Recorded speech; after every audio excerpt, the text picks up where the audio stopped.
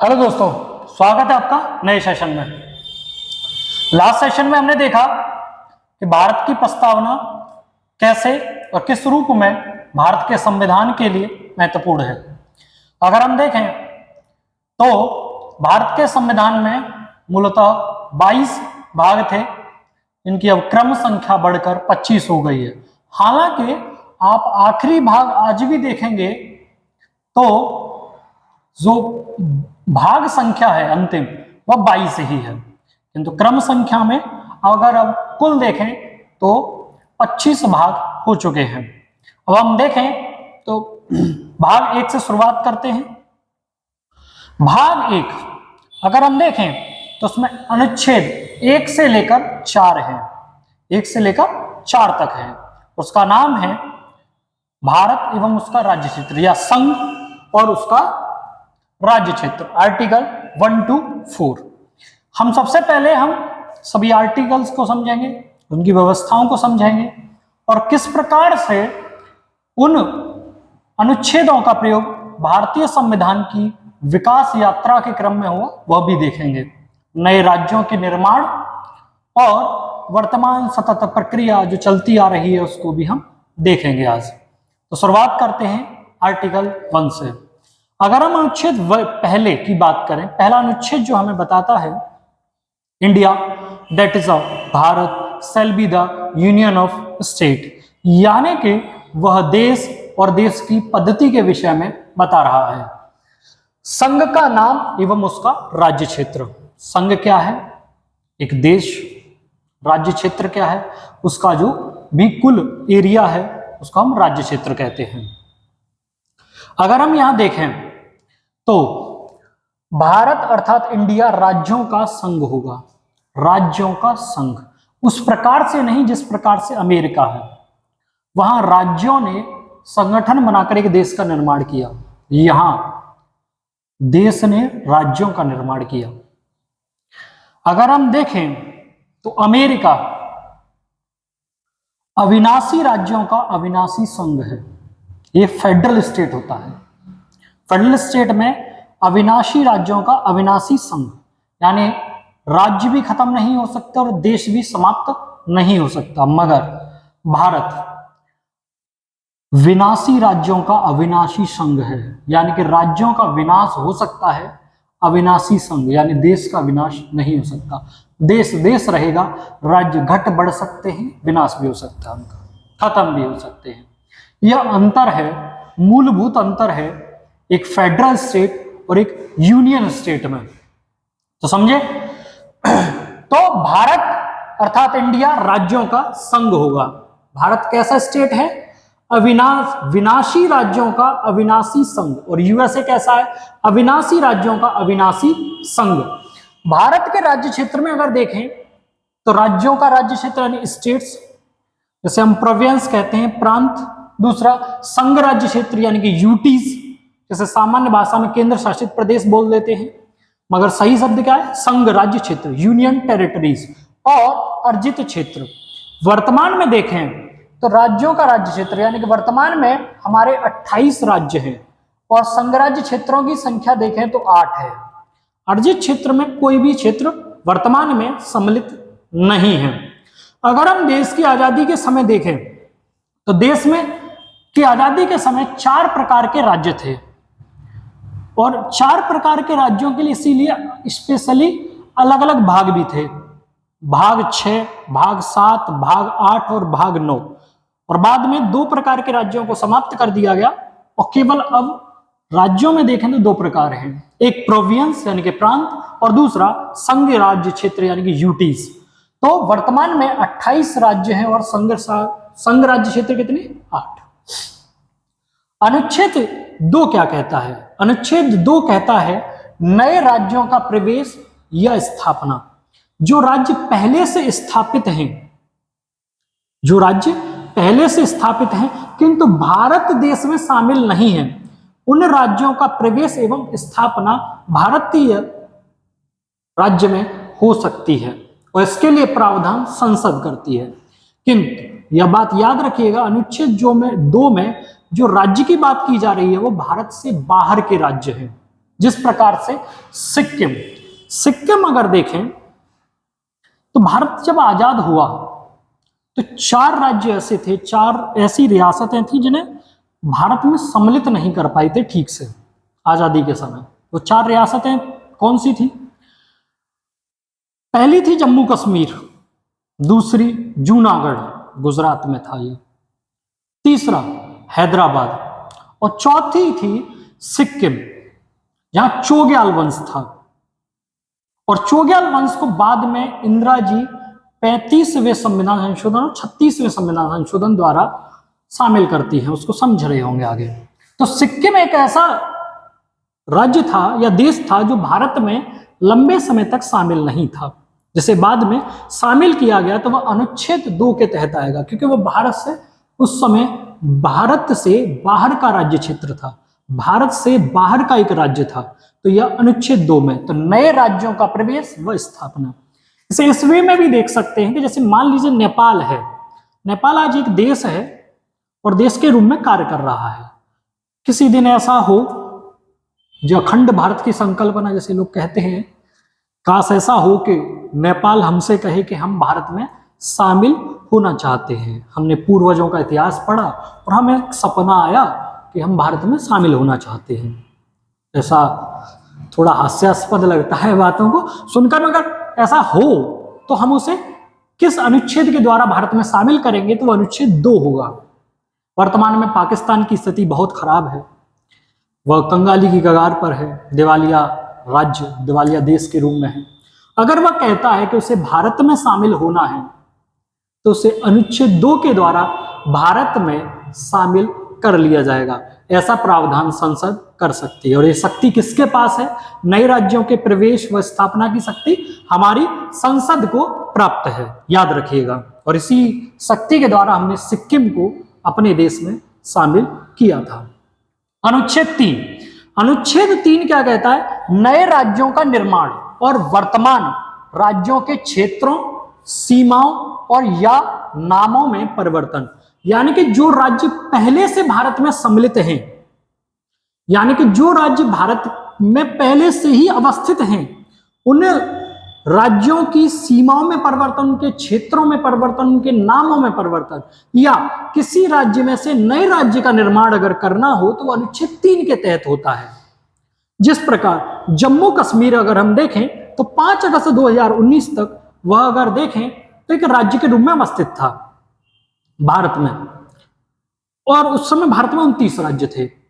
मगर माननीय गृह मंत्री सदन में एक प्रस्ताव लाते हैं, एक विधेयक लाते हैं, जिससे जम्मू कश्मीर को राज्य से हटाकर उसे पहले 2 हिस्सों में बांटा, यानी कि क्षेत्रों और सीमाओं में परिवर्तन किया गया। दूसरा, उनकी व्यवस्थाओं में परिवर्तन करके नए राज्य का निर्माण किया गया और एक नया राज्य जम्मू कश्मीर में से बना लद्दाख, जिसकी राजधानी लेह है, तथा जम्मू कश्मीर को एक नया संघ राज्य क्षेत्र घोषित कर दिया गया। तो दोनों क्या बन गए? संघ राज्य क्षेत्र। और पहले क्या थे? राज्य। और एक नए पुराने राज्य में से एक नए राज्य को अलग कर दिया गया। तो ये किस अनुच्छेद के द्वारा हुआ? ये 3रे अनुच्छेद के द्वारा हुआ, आर्टिकल 3 के द्वारा। तो संसद नए राज्यों का निर्माण, राज्यों के राज्य क्षेत्र को घटा बढ़ा सकती है, वह नाम परिवर्तन कर सकती है। कौन कर सकता है? संसद। और संसद में ऐसा विधेयक आ सकता है और दोनों सदनों से पास होने के बाद वह विधेयक राष्ट्रपति के पास पहुंचता है और राष्ट्रपति जब उस पर सिग्नेचर कर देते हैं, अपने हस्ताक्षर कर देते हैं, तो वह एक अधिनियम यानी कि कानून यानी कि एक एक्ट बन जाता है। समझ में आया? और इसी अनुच्छेद 3 के तहत जम्मू कश्मीर का विभाजन हुआ, जम्मू कश्मीर राज्य पुनर्गठन। दूसरा, आंध्र प्रदेश से अलग होकर 2014 में एक नया राज्य का निर्माण हुआ, तेलंगाना। समझ रहे? तो ये अनुच्छेद 3 के तहत हुआ। मगर इसमें कुछ शर्तें हैं। शर्तें क्या हैं? कि शर्त ये है कि अगर ऐसा कोई विधेयक जो नए राज्यों के निर्माण, सीमाओं में परिवर्तन, नाम परिवर्तन, क्षेत्र परिवर्तन जैसे प्रयास करता है या ऐसी बातें करता है कोई विधेयक, तो वह राष्ट्रपति की पूर्व मंजूरी से ही सदन में प्रस्तुत किया जाएगा, पेश किया जाएगा। तो कोई भी विधेयक जो अनुच्छेद 3 में परिवर्तन करता है वह याद रखिए, अनुच्छेद 3 के तहत कोई कानून बनता है तो वह संसद में प्रस्तुत करने से पहले राष्ट्रपति की पूर्व मंजूरी आवश्यक है, और राष्ट्रपति उस विधेयक पर सलाह लेने के लिए संबंधित राज्य, जिस राज्य का आप परिवर्तन कर रहे हैं, चाहे जम्मू कश्मीर हो या तेलंगाना हो या आंध्र प्रदेश हो, उस राज्य के विधानमंडल को वह विधेयक भेजेगा और उनसे सलाह मांगेगा। एक निश्चित समय दिया जाता है राष्ट्रपति के द्वारा, निश्चित समय में विधानमंडल को अपनी राय देनी होती है, और यह निश्चित समय भी राष्ट्रपति के द्वारा ही तय होता है। दूसरा, विधानमंडल जो भी राय देगा वह राष्ट्रपति या केंद्र की सरकार के लिए बाध्यकारी नहीं है। यानी कि आप सिंपल भाषा में समझिए, कोई आपके तमाचा मारना चाह रहा है और आपसे पूछ रहा है कि तमाचा मार दूं, अब आप हां करिए या ना करिए, वो तो उस बात पर निर्भर है जो मारने वाला है। तो राज्य विधानमंडल से सलाह तो ली जाती है, मगर वह सलाह बाध्यकारी नहीं होती है। राष्ट्रपति माने या ना माने, यह उस पर निर्भर करता है। तो शर्त क्या है? ऐसे विधेयक राष्ट्रपति की पूर्व मंजूरी से सदन में प्रस्तुत किया जाएगा। दूसरा, राष्ट्रपति संबंधित राज्य के विधानमंडल से सलाह लेगा, किंतु राज्य विधानमंडल की राय बाध्यकारी नहीं होगी। यह बात याद रखिए, राज्य विधानमंडल की राय बाध्यकारी नहीं है, यह बात समझ लीजिए। अनुच्छेद 4 क्या कहता है? अनुच्छेद 4 कहता है कि अनुच्छेद 2 तथा अनुच्छेद 3 के अधीन निर्मित कोई भी कानून, यानी कि अनुच्छेद 2 के तहत नए राज्यों का प्रवेश व स्थापना या वर्तमान राज्यों की सीमाओं, क्षेत्रों या नए राज्य के निर्माण में अगर से संबंधित कोई भी कानून, कोई भी विधेयक लाया जाता है सदन में, तो वह संविधान संशोधन आर्टिकल 368 के तहत नहीं आएगा, वह सामान्य विधेयक के रूप में आएगा। और जब हम सामान्य विधेयक की बात करते हैं तो आधे से अधिक एक अधिक वोट की आवश्यकता होती है। वर्तमान में 543 सीटें हैं लोकसभा में, तो ऐसे विधेयक को पास करने के लिए हमें केवल 272 सीटों की आवश्यकता होगी, 272 वोटों की आवश्यकता होगी। और अगर 272 वोट अगर वो ला पा रहे हैं तो सीधी सी बात है कि जो सरकार बहुमत में है वो इसलिए बहुमत में है क्योंकि उसके पास 272 सीटें होंगी। तो वो अगर चाहे तो, अगर जब सरकार बहुमत में है और 272 सीटें हैं उसके पास, तो उसको 272 वोट लाना आसान सी बात हो जाती है।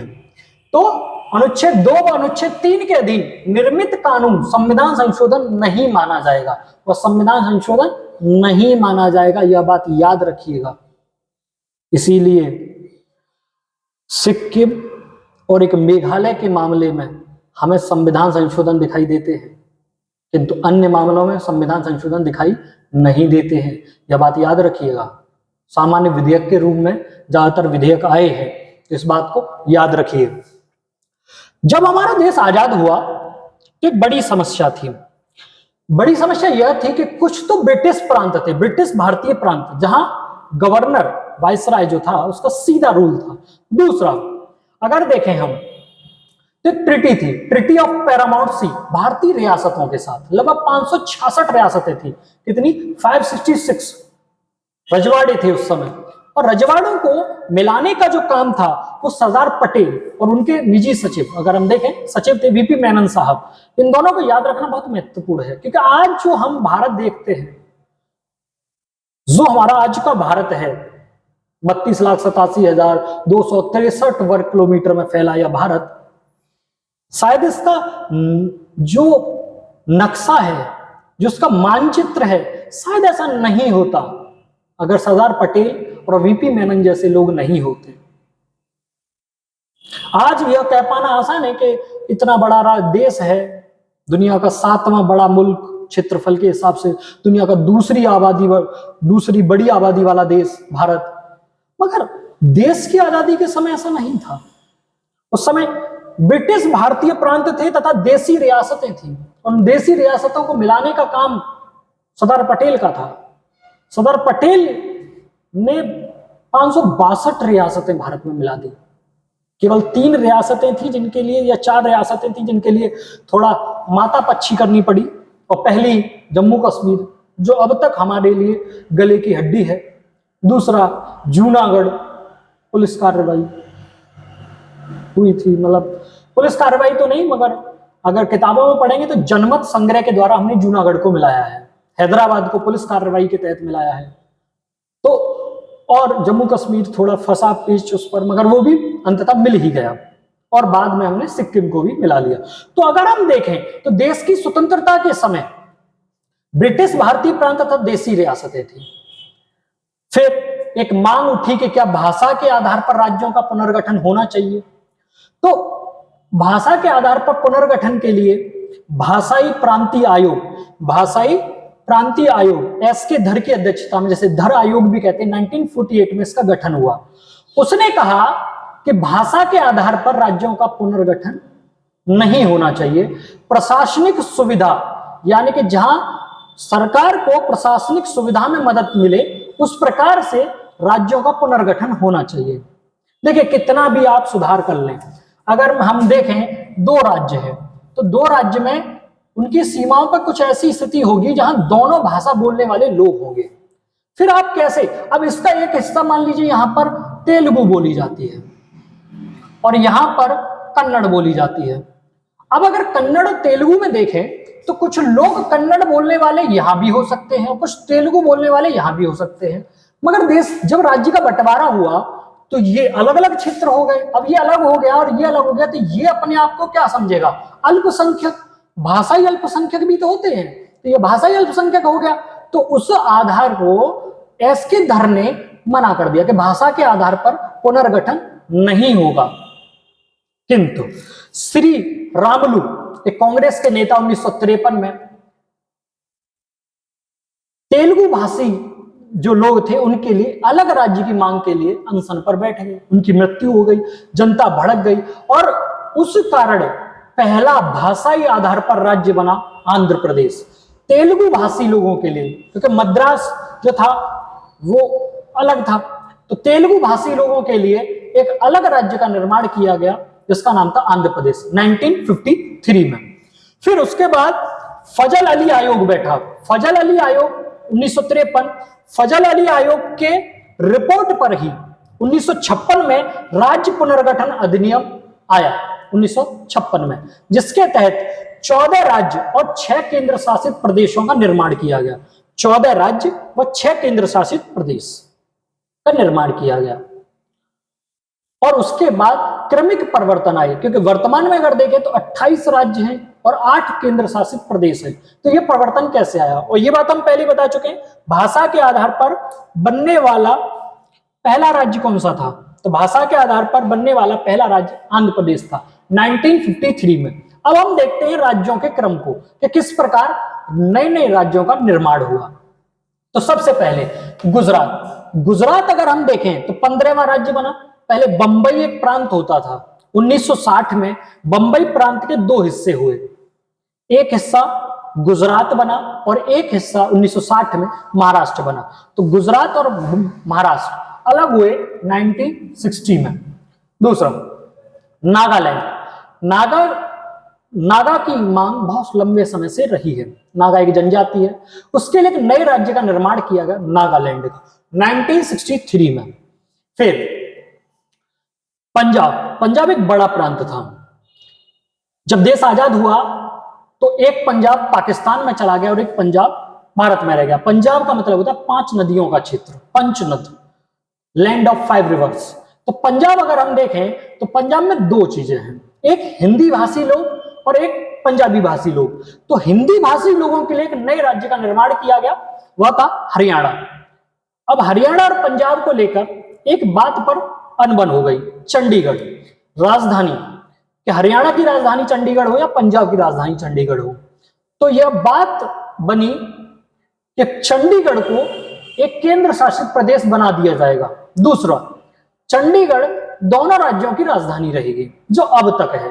तो हरियाणा का निर्माण पंजाब से अलग होकर हुआ 1966 में और तभी चंडीगढ़ को केंद्र शासित प्रदेश बनाया गया। उसके बाद हिमाचल प्रदेश पहले यूटी था, किंतु 1971 में उसे 18वां राज्य घोषित कर दिया गया। तो 18वां राज्य हिमाचल प्रदेश बना 1971 में। फिर मणिपुर, त्रिपुरा।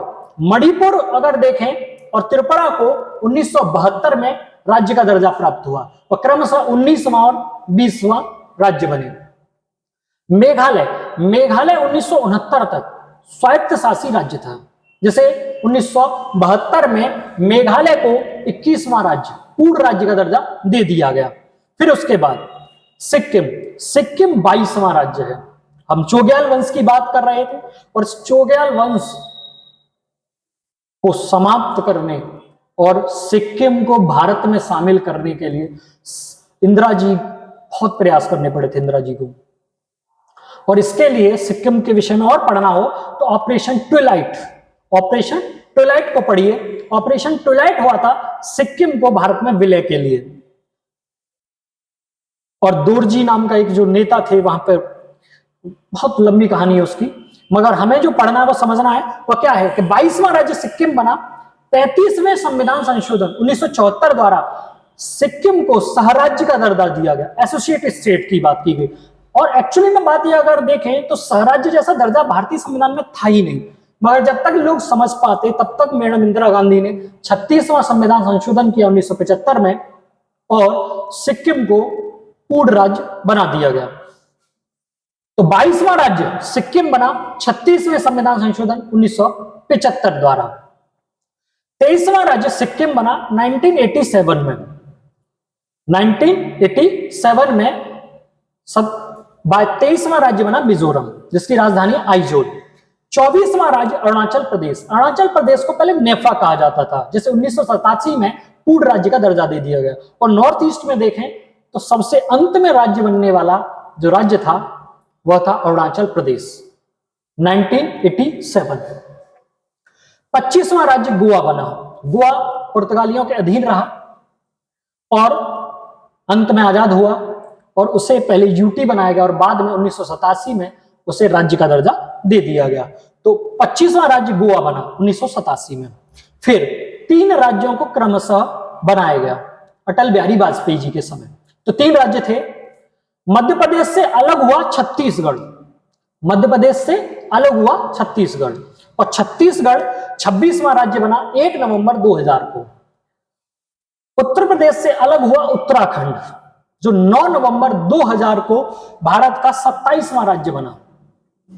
और उसके बाद बिहार से अलग हुआ झारखंड, जो कि भारत का 28वां राज्य बना 16 नवंबर 2000 को। और लंबे समय से मांग चली आ रही थी तेलंगाना को लेकर। तेलंगाना आंदोलन आपने सुना होगा 1946 में हुआ और तेलंगाना आंदोलन बहुत लंबे समय से यह मांग थी। केसीआर नेतृत्व कर रहे थे उस आंदोलन का। तो तेलंगाना एक नया राज्य बनता है, भारत का 29वां राज्य 2014 में। तो तेलंगाना 29वां राज्य बना भारत का 2014 में और वर्तमान में स्थिति 28 है। तो क्यों 28 है?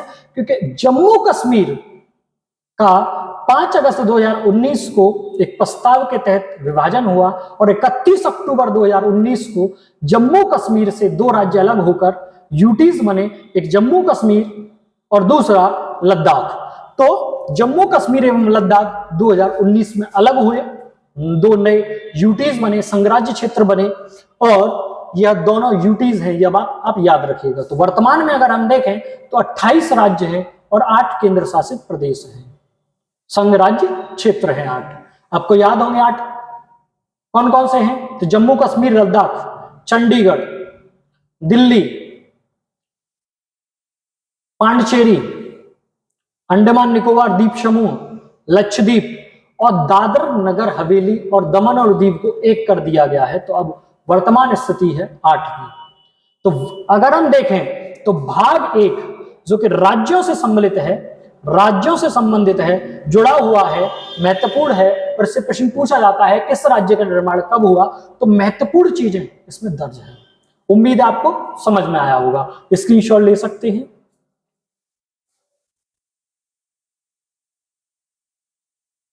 तो मिलते हैं नेक्स्ट सेशन में। नमस्कार।